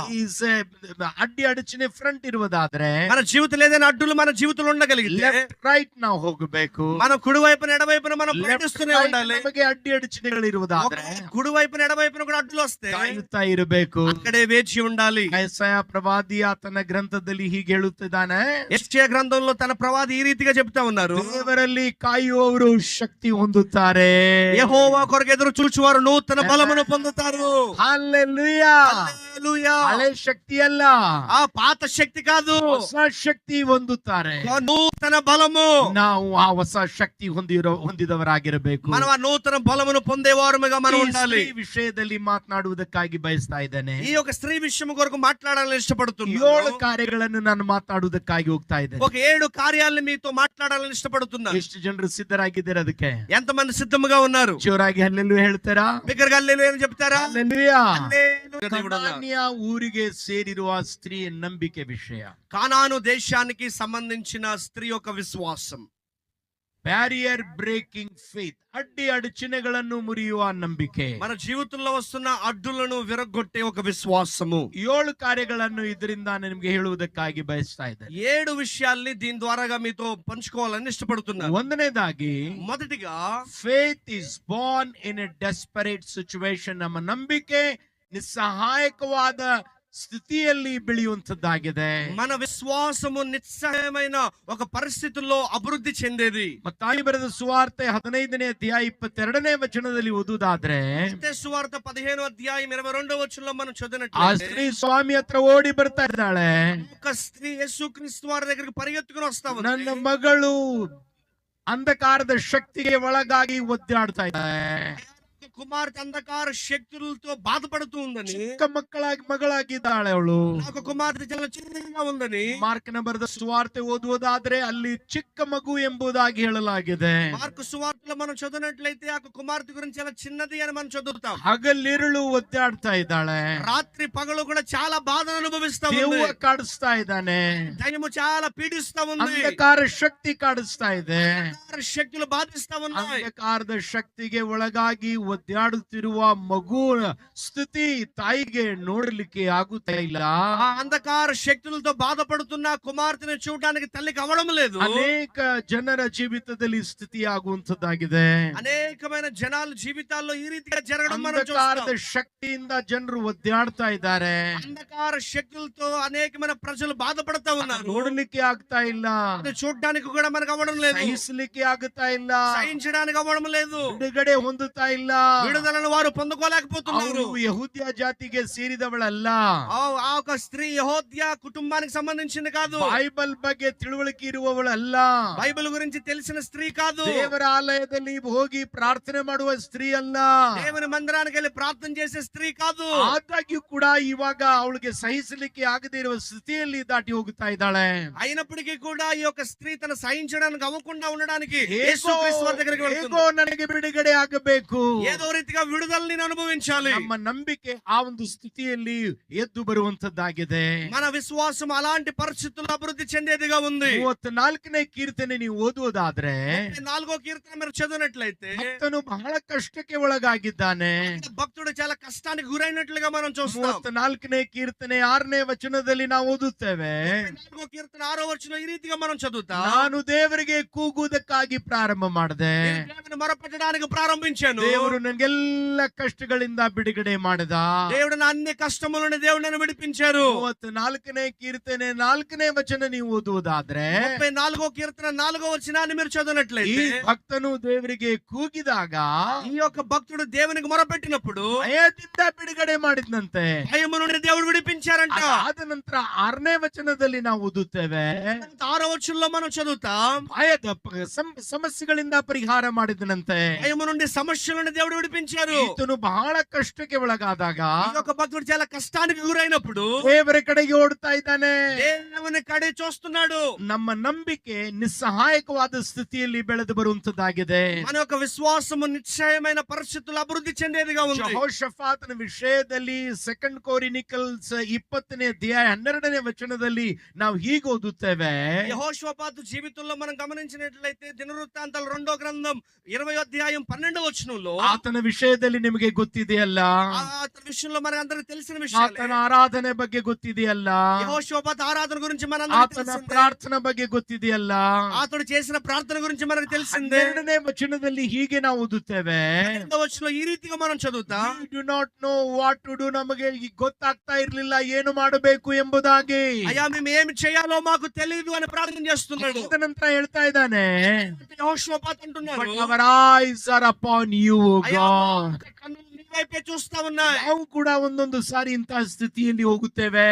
మనము కూడా కొన్ని సార్లు ఇలాంటి పరిస్థితులు గుండా వెళ్తా ಏನು ఉంటాం. ಮಾಡಬೇಕು ಎಂಬುದಾಗಿ ಗೊತ್ತಿಲ್ಲ, ఏమి చేయాలో తెలియని పరిస్థితులు, ಎಲ್ಲಿ ಹೋಗಬೇಕು ಎಂಬುದಾಗಿ ಗೊತ್ತಿಲ್ಲ, ఎక్కడికి వెళ్ళాలో తెలియని పరిస్థితులు, ಯಾರ ಮುಂದೆ ಕೈ ಚಾಚಬೇಕು ಎಂಬುದಾಗಿ ಗೊತ್ತಿಲ್ಲ, ఎవరి ముందు మన చేయి చాపాలో తెలియని ಯಾವ పరిస్థితులు, ಹಾಸ್ಪಿಟಲ್ ದಿಂದ ಸೌಖ್ಯವಾಗುತ್ತದೆ ಎಂಬುದಾಗಿ ಗೊತ್ತಿಲ್ಲ. ఏ హాస్పిటల్ నుండి మన రోగం బాగుపరచబడుతుందో తెలియదు. 12ನೇ ವಚನದಲ್ಲಿ ಯೆಹೋಷಾಫಾತ್ ಹೀಗೆ ಹೇಳ್ತಾ ಇದ್ದಾನೆ, వచ్చిన యెహోషాపాతు తర్వాత ఇలాగంటున్నారు, we do not know what to do. అయ్యా, ఏమి చేయాలో తెలీదు. ಆ ವೇಳೆಯಲ್ಲಿ ನಂಬಿಕೆ ಬರ್ತಾ ಇದೆ. ఈ సమయంలో విశ్వాసం అనేది వస్తా ನಮ್ಮ ఉంది. ಕಣ್ಣುಗಳು ದೇವರ ಮೇಲೆ. మన యొక్క కన్నులు దేవుని వైపు. ಹಲ್ಲೆಲೂಯಾ. ನಿಸ್ಸಹಾಯಕವಾದ ಸ್ಥಿತಿಯಲ್ಲಿ నిశ్చయమైన ఒక పరిస్థితుల్లో, ಯಾರು ಇಲ್ಲದೆ ಇರುವಾಗ, ఎవరు లేని పరిస్థితుల్లో, ಸಹಾಯದ ಹಸ್ತ ಇಲ್ಲದೆ ಇರುವಾಗ సహాయం చేసే హస్తము లేని ನಮ್ಮ సమయాల్లో ಕಣ್ಣುಗಳು ಮೇಲಕ್ಕೆ ಎಬ್ಬಿಸುತ್ತೇನೆ. మన యొక్క కన్నులు దేవుని వైపు తిరగాలి. 121ನೇ ಕೀರ್ತನದಲ್ಲಿ ನಾವು ಹೀಗೆ ಓದುತ್ತೇವೆ, 121వ కీర్తనలు ఈ రీతిగా మనం చదువుతాం, ನಾನು ನನ್ನ ಕಣ್ಣುಗಳು ಬೆಟ್ಟದ ಕಡೆಗೆ ಎಬ್ಬಿಸುತ್ತೇನೆ.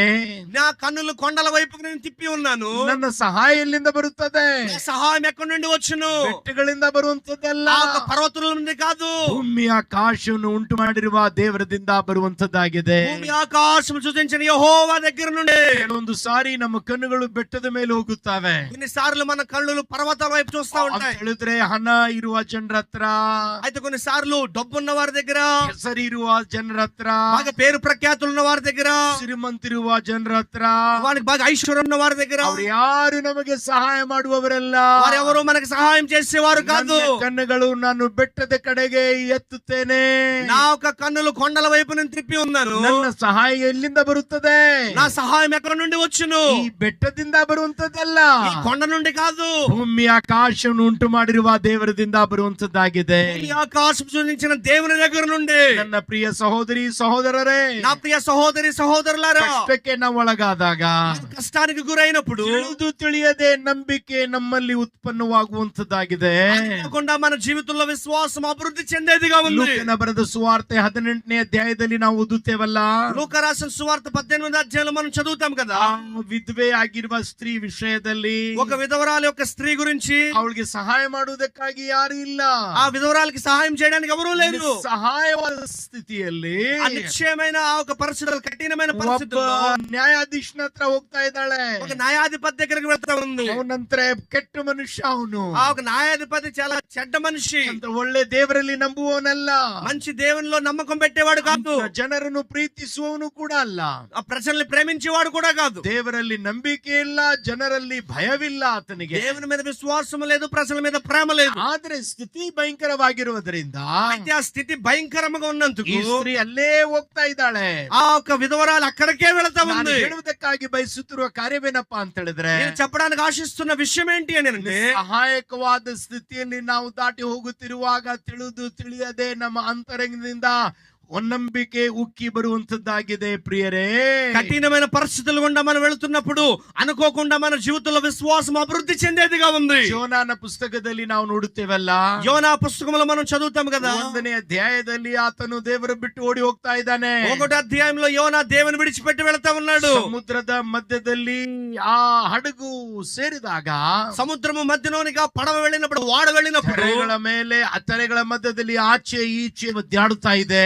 అలల చేత వాడ కొట్టబడతా ఉన్నప్పుడు ಜನರಿಗೆ ಗೊತ್ತಾಗ್ತಾ ಇಲ್ಲ ಯಾಕೆ ಹೀಗಾಯಿತು ಎಂಬುದಾಗಿ. ఆ ఒక దోణిలో ఉన్న ప్రజలకు అర్థం అవట్లేదు ఎందుకు ఇలా జరుగుతుందని. ಎಲ್ಲರೂ ಪ್ರಾರ್ಥನೆ ಮಾಡ್ತಾ ಇದ್ದಾರೆ. అందరూ ప్రార్థన చేస్తా ఉన్నారు. ಹಿಂದೂ ಜನರಿದ್ದಾರೆ, అక్కడ హిందువులు ఉన్నారు, ಮುಸಲ್ಮಾನ್ ಜನರಿದ್ದಾರೆ, ముస్లింలు ఉన్నారు, ಜೈನರಿದ್ದಾರೆ, జైనికి సంబంధించిన వాళ్ళు ఉన్నారు, ಜನರಿದ್ದಾರೆ, బుద్ధుకి సంబంధించిన వాళ్ళు ఉన్నారు, ಯಹೂದ್ಯರಿದ್ದಾರೆ, యెహోద్య కుటుంబం వారు ఉన్నారు. ನನಗನ್ನಿಸ್ತದೆ ಎಲ್ಲಾ ಧರ್ಮದ ಜನರಿದ್ದಾರೆ. నేను అనుకున్నాను అన్ని ధర్మాలకు సంబంధించిన ప్రజలు దాంట్లో ఉన్నారు. ಎಲ್ಲರೂ ಪ್ರಾರ್ಥನೆ ಮಾಡ್ತಾ ಇದ್ದಾರೆ. అందరూ ప్రార్థన చేస్తా ఉన్నారు. ಯಾಕೆ? ఎందుకు? ಹೇಗೋ ಬಿಡುಗಡೆ ಆಗ್ಲಿ ಎಂಬುದಾಗಿ, ఎలాగో ఇక్కడ నుంచి విడుదల పొందాలని, ದೇವರಾದ್ರೂ ಕೂಡ ಬಿಡುಗಡೆ ಮಾಡಲಿ ಎಂಬುದಾಗಿ, ఎవడైనా విడుదల చేయాలని. ಅದರ ಅರ್ಥ, దాని ఒక అర్థము, ನಾವು ಕಷ್ಟಕ್ಕೆ ಒಳಗಾದಾಗ ಆ ವೇಳೆಯಲ್ಲಿ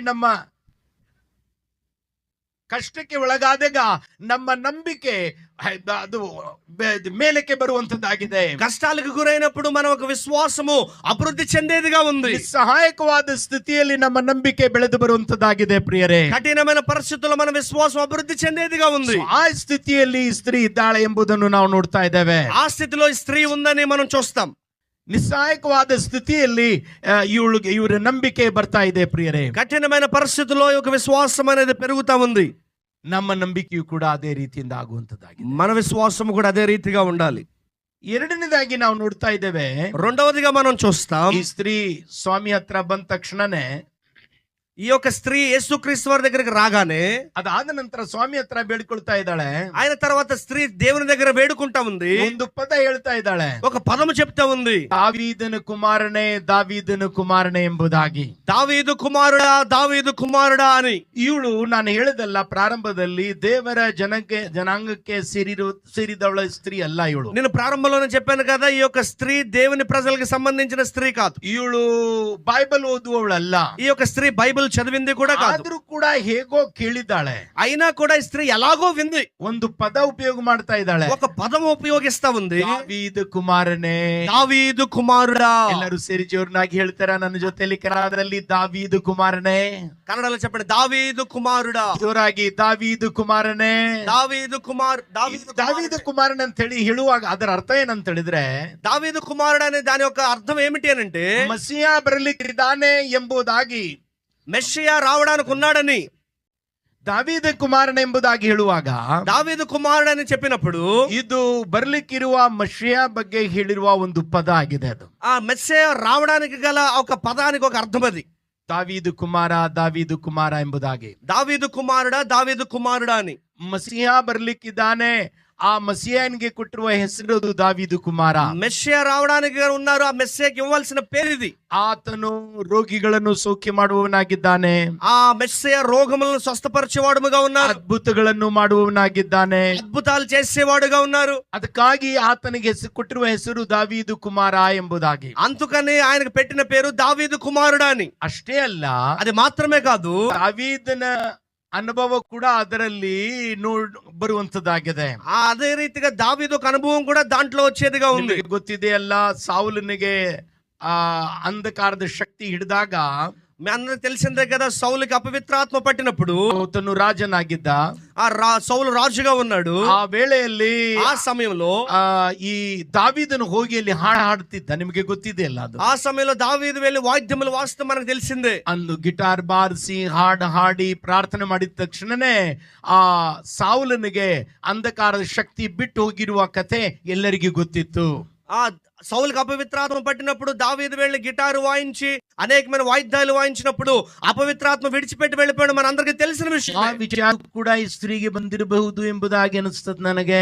ఆ విషయం కూడా ఈ స్త్రీ తెలుసుకుందేమో అనిపిస్తుంది నాకు. ದಾವೀದನ ಕುಮಾರ್ ಅಂತ ಹೇಳಿದ್ರೆ ಅಂಧಕಾರದ ಶಕ್ತಿ ಓಡಿಸುವವನಾಗಿದ್ದಾನೆ. దావీదు కుమారుడు అనగా అంధకార శక్తుల నుండి విడుదల దయచేసేవాడు, ರೋಗಿಗಳನ್ನು ಸೌಖ್ಯ ಮಾಡುವವನಾಗಿದ್ದಾನೆ, రోగముతో ఉన్న వారిని బాగుపరిచేవాడని, ಮುಚ್ಚಿರುವ ಬಾಗಿಲುಗಳನ್ನು ತೆರೆಯುವನಾಗಿದ್ದಾನೆ, మూయబడిన ద్వారములు తెరిచేవాడని, ಸಾಧ್ಯ ಕಾರ್ಯಗಳನ್ನು ಸಾಧ್ಯ ಮಾಡುವವನಾಗಿದ್ದಾನೆ, అసాధ్యమైన వాటిని సాధ్యపరిచేవాడని. ಈ ವಿಷಯ ಈ ಸ್ತ್ರೀಗೆ ಕೇಳಿದಳು ಇವಳು. ఈ విషయం ఈ ఒక స్త్రీ వింది. ಈ ನಿಶ್ಚಯದ ಮೇಲೆ ನಂಬಿಕೆ ನಿಲ್ಲುವಂತದ್ದಾಗಿದೆ. ఈ నిశ్చయం మీద మన విశ్వాసం అభివృద్ధి చెందేదిగా ఉంది. ನಂಬಿಕೆ ಹುಟ್ಟಬೇಕಂತ ಹೇಳಿದ್ರೆ ಕಷ್ಟಕರವಾದ ಸ್ಥಿತಿ ಬಂತು, ಅದಕ್ಕಾಗಿ ನಂಬಿಕೆ ಹುಟ್ಟುತ್ತಾ ಇದೆ. ఇక విశ్వాసము పెరగాలంటే కష్టకరమైన పరిస్థితులు వస్తున్నాయి, ఆ పరిస్థితుల్లో మన విశ్వాసం అనేది అభివృద్ధి చెందుతుంది. ನಂಬಿಕೆ ಗಟ್ಟಿಯಾಗಿ ನಿಲ್ಬೇಕಂದ್ರೆ విశ్వాసము బలముగా నిలబడాలి అనంటే ನಿಶ್ಚಯ ನಮಗೆ ಬೇಕು. ఒక నిశ్చయత మనకు కావాలి. ನಮಗೆ ನಿಶ್ಚಯ ಇರುವುದಾದ್ರೆ ದೇವರು ನಮ್ಮ ಜೀವಿತದಲ್ಲಿ ಅದ್ಭುತ ಮಾಡುವವನಾಗಿದ್ದಾನೆ. మన జీవితంలో నిశ్చయత ఉంటే మన విశ్వాసం అభివృద్ధి చెందేదిగా ఉంది. ದಾವೀದನು ಹೇಳ್ತಾ ಇದ್ದಾನೆ, దావీదు చెప్తా ఉన్నారు, ದೇವರು ನನಗೆ ಬೆಳಕಾಗಿದ್ದಾನೆ, దేవుడు నాకు వెలుగై ఉన్నాడు, ದೇವರು ನನಗೆ ರಕ್ಷಕನಾಗಿದ್ದಾನೆ, దేవుడు నాకు రక్షకుడిగా ఉన్నాడు, ನಾನು ಯಾರಿಗೆ ಹೆದರೇನು, ఎవరికి భయపడను. ಆತನಿಗೆ ಒಂದು ನಿಶ್ಚಯ ಇತ್ತು. దావీదుకు ఒక నిశ్చయత ఉంది. ಆ ನಿಶ್ಚಯ ಏನು ಗೊತ್ತಾ? ఆ నిశ్చయత ఏంటో తెలుసా? ಅಂಧಕಾರ ನನ್ನ ಜೀವಿತದಲ್ಲಿ ಬಂದಾಗ್ಯೂ అంధకారం నా జీవితంలో వచ్చినా సరే ದೇವರು ನನಗೆ ಬೆಳಕಾಗಿದ್ದಾನೆ. దేవుడు నాకు వెలుగుగా ఉన్నాడు. ಒಂದು ನಿಶ್ಚಯ ನಮಗೆ ಬರಬೇಕು. ఒక నిశ్చయత మన జీవితానికి రావాలి. ಪೌಲನು ಹೇಳ್ತಾ ಇದ್ದಾನೆ, పౌలు చెప్తా ఉన్నాడు, I know in whom I believe. నాకు తెలుసు నేను ఎవరి మీద నా నమ్మకమును ನನ್ನ పెట్టాను, ರಕ್ಷಕನನ್ನು ನಾನು ನಂಬಿದ್ದೇನೆ. నా రక్షకుడిని నమ్మాను. ನಮ್ಮ ಜೀವಿತದಲ್ಲಿ ಒಂದು ನಿಶ್ಚಯ ಇರಬೇಕು. మన జీవితంలో ఒక నిశ్చయత కావాలి. ಯೋಬನ ಜೀವಿತದಲ್ಲಿ ಕೂಡ ಆ ನಿಶ್ಚಯ ಇತ್ತು. ఏబు జీవితంలో కూడా నిశ్చయత ఉంది. For I know that my redeemer lives. ನನಗೆ ಗೊತ್ತು ನನ್ನ ವಿಮೋಚಕನು ಜೀವಿಸ್ತಾ ಇದ್ದಾನೆ. ఏబు కూడా ఒక నిశ్చయత ఉంది, నా విమోచకుడు సజీవుడని. ಯೋಬನ ಪುಸ್ತಕ 19ನೇ ಅಧ್ಯಾಯ 25ನೇ ವಚನದಲ್ಲಿ ಆ ವಚನ ಪ್ರಿಯರೇ ఏబు ಓದುವರಾಗಿದ್ದಾರೆ. గ్రంథం 19వ అధ్యాయం 25వ వచనంలో ఆ మాట మాట మనం చదువుతాం. ನನ್ನ ವಿಮೋಚಕನು ಜೀವಿಸ್ತಾ ಇದ್ದಾನೆ. నా విమోచకుడు జీవించేవాడు. ಪೌಲ್ ಹೇಳಿರುವ ಮಾತು ನಿಮಗೆ ಗೊತ್ತಾ? పౌలు చెప్పిన మాట మీకు తెలుసా? I know in whom I believe. నాకు తెలుసు నేను ఎవరి మీద నమ్మకమును ఉంచాను. ನಮಗೆ ಒಂದು ನಿಶ್ಚಯ ಇರಬೇಕು. మనకు ఒక నిశ్చయత కావాలి. ಆ ನಿಶ್ಚಯದ ಮೇಲೆ ದೇವರು ಕಾರ್ಯ ಮಾಡುವವನಾಗಿದ್ದ. ఆ నిశ్చయత మీద దేవుడు కార్యమును జరిగించేవాడుగా ఉన్నారు. ಒಂದು ದಿನ ಯೇಸು ಸ್ವಾಮಿ ಶಿಷ್ಯರಿಗೆ ಒಂದು ಪ್ರಶ್ನೆ ಕೇಳಿದ್ ನಿಮ್ಮೆಲ್ಲರಿಗೂ ಗೊತ್ತಿದೆಯಲ್ಲ. ఒక రోజు యేసు క్రీస్తు వారు తన శిష్యులకు ఒక ప్రశ్న అడిగారు. ఆ ప్రశ్న మీ అందరికి తెలుసు కదా. ಜನರು ನನಗೇನ್ ಹೇಳುತ್ತಾರೆ?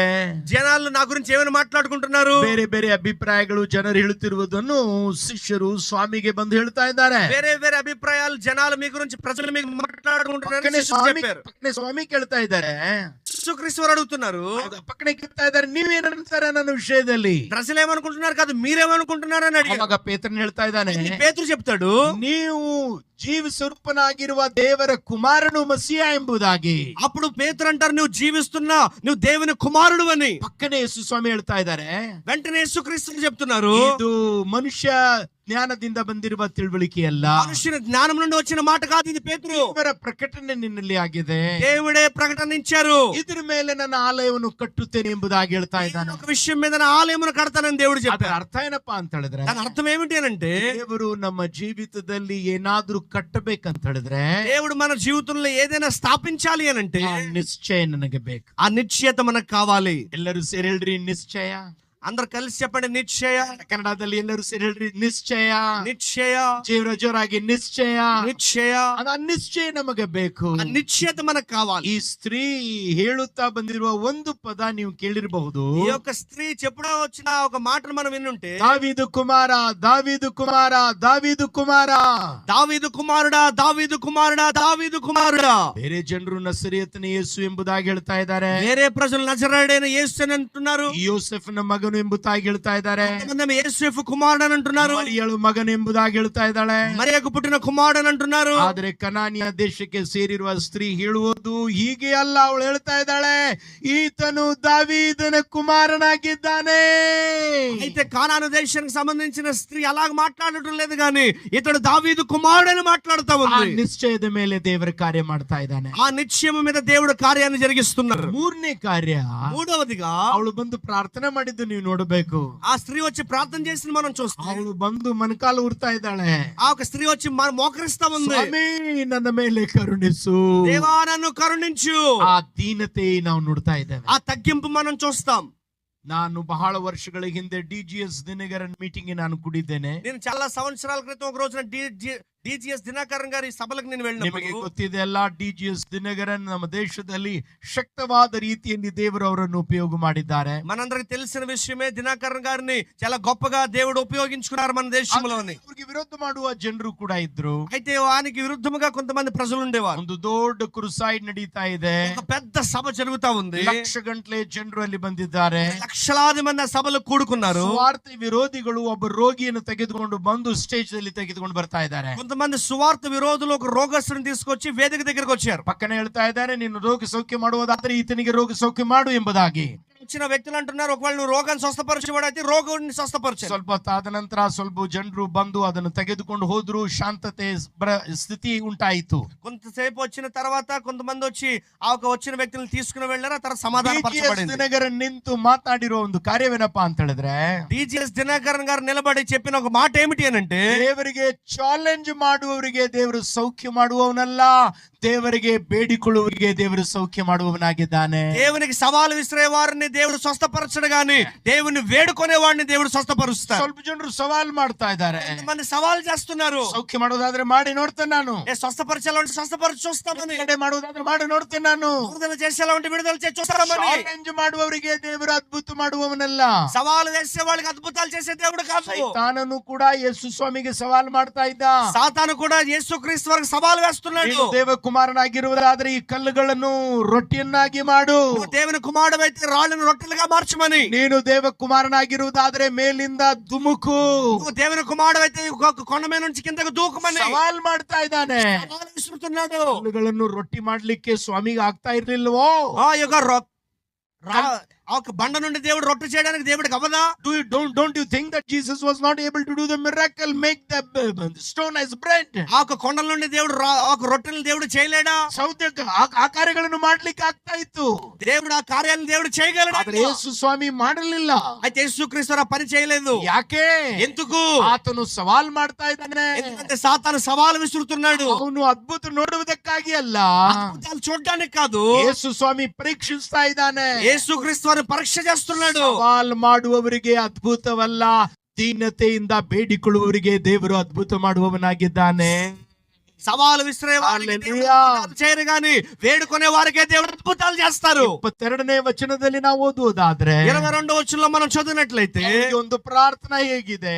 ఆ ఒక స్త్రీ ప్రార్థన ఈ రీతిగా ఉంది. ನನ್ನ ಮೇಲೆ ಕರುಣಿಸು, కరుణించు, ದೇವರೇ ನನ್ನನ್ನು ಕರುಣಿಸು, అయ్యా నన్ను కరుణించు, have mercy on me, have mercy on me, have mercy on me ಎಂಬುದಾಗಿ ಪ್ರಾರ್ಥನಾ ಅನೇಕ ಜನರು ಮಾಡಿದ್ದು ಸುವಾರ್ತೆಗಳಲ್ಲಿ ಪ್ರಿಯರೇ ನೋಡುತ್ತೇವೆ. సువార్తల్లో మనం చూస్తే అనేకులు అయ్యా నన్ను కరుణించు నన్ను కరుణించని అనేకులు ప్రార్థన చేయడం మనం సువార్తల్లో మనం చదువుతాం. ಅದರ ಅರ್ಥ ಏನು ಗೊತ್ತಾ? దాని అర్థం ఏమిటో తెలుసా? ನಾನು ಪಾಪಿಯಾಗಿದ್ದೇನೆ, పాపిగా ఉన్నాను, ನನ್ನನ್ನು ಕ್ಷಮಿಸು, నన్ను క్షమించు, ನೀನು ರಕ್ಷಕನಾಗಿದ್ದಿ, నీవు రక్షకుడిగా ఉన్నా, ನನ್ನನ್ನು ಬಿಡುಗಡೆ ಮಾಡು, నన్ను విడుదల చేయి. ದೀನತೆಯಿಂದ ಪ್ರಾರ್ಥನೆ ಮಾಡ್ತಾ ಇದ್ದಾಳೆ. దీన మనసుతో ప్రార్థన చేస్తా ఉంది. ದೀನತೆಯಿಂದ ಪ್ರಾರ್ಥನೆ ಮಾಡುವುದಾದ್ರೆ, దీన మనసుతో ప్రార్థన చేసే వారముగా, ದೀನತೆಯಿಂದ ಬೇಡಿಕೊಳ್ಳುವುದಾದ್ರೆ, దీన మనసుతో మనం వేడుకొనేలాగుంటే, ಆತ್ಮಾರ್ಥವಾಗಿ ರಾತ್ರಿ ವೇಳೆಯಲ್ಲಿ ಹೇಳ್ತಾ ಇದ್ದೇನೆ, ఆత్మానుసారంగా ఈ రాత్రి కాల సమయంలో చెప్తున్నాను, ಇವತ್ತು ಅದ್ಭುತ ದೇವರು ಮಾಡುವುದಕ್ಕಾಗಿ ಹೋಗ್ತಾ ಇದ್ದಾನೆ. ఈ రోజున దేవుడు మన జీవితంలో అద్భుతాలు చేయదే ದೇವರೇ, దేవా ನಾನು ಪಾಪಿ, నేను పాపిని, ನನ್ನನ್ನು ಕ್ಷಮಿಸು నన్ను క్షమించు ಎಂಬ ಬೇಡಿಕೊಳ್ಳುವುದರಿಂದ ಬರುವುದಾದ್ರೆ, అలాగ మనం దీన మనసుతో మనం అడిగినట్లయితే ದೇವರು ಅದ್ಭುತ ಮಾಡ್ತಾ ಇದ್ದಾನೆ. దేవుడు అద్భుతాలు చేసే దేవుడై ఉన్నారు. ಮಾರ್ಕನ ಬರೆದ ಸುವಾರ್ತೆಯಲ್ಲಿ ಅವಳು ಪ್ರಾರ್ಥನೆ ಮಾಡಿದ್ದನ್ನು ನಾವು ನೋಡ್ತಾ ಇದ್ದೇವೆ. మార్కు సువార్తలో ఈ రీతిగా స్త్రీ ప్రార్థన చేస్తా ఉంది. ಬೆಕ್ಟ್ ಎಂಬುದಾಗಿ ಇಂಗ್ಲಿಷ್ ನಲ್ಲಿ ಹೇಳಲಾಗಿದೆ. ఆ ఒక స్త్రీ ఆయన దగ్గరకు వచ్చి వేడుకున్నట్లుగా మనం చూస్తాం. ಅಂತ ಹೇಳಿದ್ರೆ ಭಿಕ್ಷೆಗಾರನು ಯಾವ ರೀತಿಯಿಂದ ಬೇಡ್ತಾ ಇದ್ದಾನಲ್ಲ, ఒక భిక్షకుడు ఏ రీతిగా అడుగుతాడు కదా, ಆ ರೀತಿಯಿಂದ ಬೇಡಿಕೊಳ್ತಾ ಇದ್ದಾಳೆ. భిక్షకుడు వలె ఆ స్త్రీ వేడుకుంటా ఉంది. ಅದರ ಅರ್ಥ ನಾವು ಭಿಕ್ಷಕರ ಹಾಗೆ ಪ್ರಾರ್ಥನೆ ಮಾಡಬೇಕು ಎಂಬುದಾಗಿ ಹೇಳುವುದಕ್ಕಾಗಿ ಹೇಳುತ್ತಾ ಇಲ್ಲ. ఆ రీతిగా అంటే ఒక భిక్షకుడు అడిగినట్లుగా అడగాలని నేను చెప్పట్లేదు. ಅದರಿಂದ ಹೇಳುವುದಕ್ಕಾಗಿ ಬಯಸುತ್ತಿರುವ ಕಾರ್ಯ, దాని నుండి నేను చెప్పవలసిన ఒక మాట, ಹೃದಯದಲ್ಲಿ ದೀನತೆ ಇದೆ. ఆ ఒక స్త్రీ హృదయంలో ఒక దీన మనస్సు ఉంది. ದೀನತೆಯಿಂದ ದೇವರಲ್ಲಿ ಬರುವುದಾದ್ರೆ, దీన మనసుతో దేవుని దగ్గరికి మనం రాగలిగితే, ದೇವರು ಅದ್ಭುತ ಮಾಡ್ಲಿಕ್ಕೆ ಹೋಗ್ತಾ ಇದ್ದಾನೆ. ఈ రోజున దేవుడు మన జీవితంలో అద్భుతాలు చేసే దేవుడై ఉన్నారు. 4ನೇ ಕಾರ್ಯ, 4వ కార్యము, ಯೇಸು ಸ್ವಾಮಿಗೆ ಇದೆಲ್ಲ ಕಾರ್ಯಗಳನ್ನು ಹೇಳಿದ್ರು ಕೂಡ, యేసుక్రీస్తు వారికి ఎన్ని కార్యాలు చెప్పిన తర్వాత కూడా, ಈ ಕಾರ್ಯಗಳನ್ನು ಅವರು ಮಾಡಿದ್ರು ಕೂಡ, ఈ కార్యాలు ఆయన చేసిన తర్వాత కూడా ಯೇಸು ಕೇಳ್ತಾನೆ ಇಲ್ಲ. యేసుక్రీస్తు వారు వినిపించడం లేదు.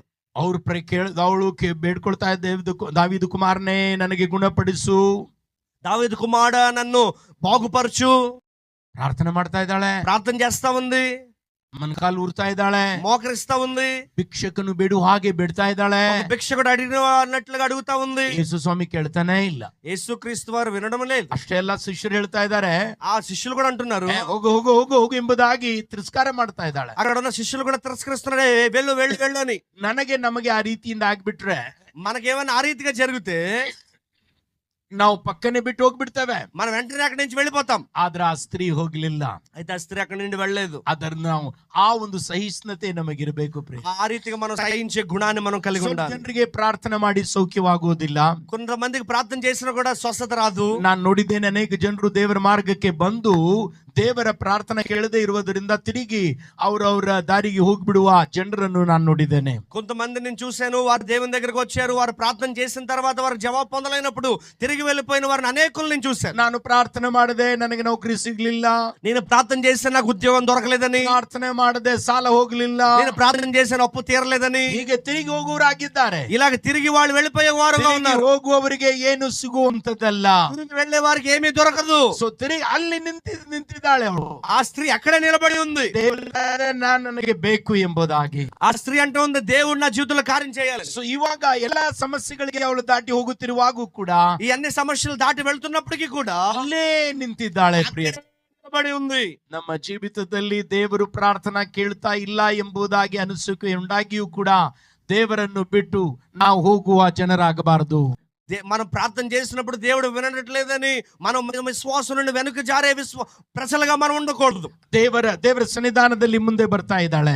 దేవుని సన్నిధానంలో ముందుకు వస్తా ఉంది ఆ స్త్రీ. ಹಾಗೆ ಸಹಿಷ್ಣುತೆ ನಮ್ಮ ಜೀವಿತದಲ್ಲಿ ಬೇಕು ಪ್ರಿಯ. అలాగ మన జీవితంలో సహనం మనకు కావాలి. ನಾನು ನಿಮಗೋಸ್ಕರ ಪ್ರಾರ್ಥನೆ ಮಾಡುವುದಕ್ಕಾಗಿ ಹೋಗ್ತಾ ಇದ್ದೇನೆ. నేను మీ కొరకు ప్రార్థన చేయడానికి వెళ్తున్నాను. ಆದ ನಂತರ ಯೇಸು ಸ್ವಾಮಿ ಆ ಸ್ತ್ರೀಗೆ ಹೇಳ್ತಾ ಇದ್ದಾನೆ, ఆ తర్వాత యేసుక్రీస్తు వారు ఆ శిష్యుతో ఆ ఒక స్త్రీతో అంటున్నారు, ಮಕ್ಕಳ ರೊಟ್ಟಿಯನ್ನು ತೆಗೆದುಕೊಂಡು ನಾಯಿಗಳಿಗೆ ಹಾಕುವುದಿಲ್ಲ.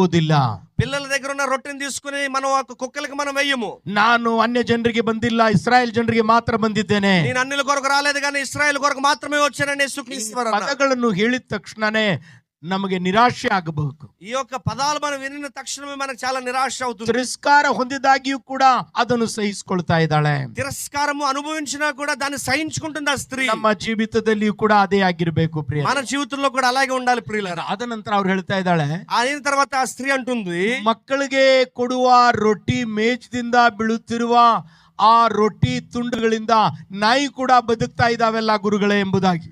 ఆమె నిజమే ప్రభువా, కుక్క పిల్లలు కూడా తమ యజమానులు బల్ల మీద నుండి పడు మొక్కలు తినను కదా అని చెప్పాను. ಆ ತುಂಡುಗಳು ಸಾಕು ನನಗೆ ಎಂಬುದಾಗಿ. ఆ ఒక మొక్కలు చాలైన స్త్రీ అంటా ఉంది. ಚಿಕ್ಕ ಕಾರ್ಯಗಳನ್ನು ಕೊಟ್ಟರು ಸಾಕು ಎಂಬುದಾಗಿ. ఆ ఒక చిన్న మొక్కలు ఇచ్చినా కూడా చాలైన స్త్రీ అంటా ఉంది. ವಿಶೇಷ ನಂಬಿಕೆ ನೋಡ್ರಿ, ఎంత విశేషమైన విశ్వాసమో చూడండి. ಕಾರ್ಯಗಳನ್ನು ನೋಡಿದ ತಕ್ಷಣನೇ ఈ కార్యాన్ని దేవుడు చూసిన తక్షణమే ಯೇಸು ಸ್ವಾಮಿ ಹೇಳ್ತಾ ಇದ್ದಾಳೆ, తక్షణమే యేసుక్రీస్తు వారు అంటున్నారు, ಯುವರ್ ಫೇತ್ ಇಸ್ ಗ್ರೇಟ್. నీ విశ్వాసము చాలా గొప్పది. ನಿಮ್ಮ ನಂಬಿಕೆ ಶ್ರೇಷ್ಠವಾಗಿರುವ ನಂಬಿಕೆ. నీ యొక్క విశ్వాసము చాలా శ్రేష్టమైన విశ్వాసము. ಇದನ್ನು ಹೇಳಿ ಯೇಸು ಅದ್ಭುತ ಮಾಡ್ತಾ ಇದ್ದಾನೆ. ఇది చెప్పి యేసుక్రీస్తు వారు అద్భుతాన్ని చేస్తా ఉన్నారు. ವೇಳೆಯಲ್ಲಿ ಅಂಧಕಾರ ಶಕ್ತಿ ಬಿಟ್ಟು ಹೋಗುವಂತದ್ದಾಗಿದೆ. అదే సమయంలో అంధకార శక్తి విడిచిపెట్టి వెళ్ళేదిగా ఉంది.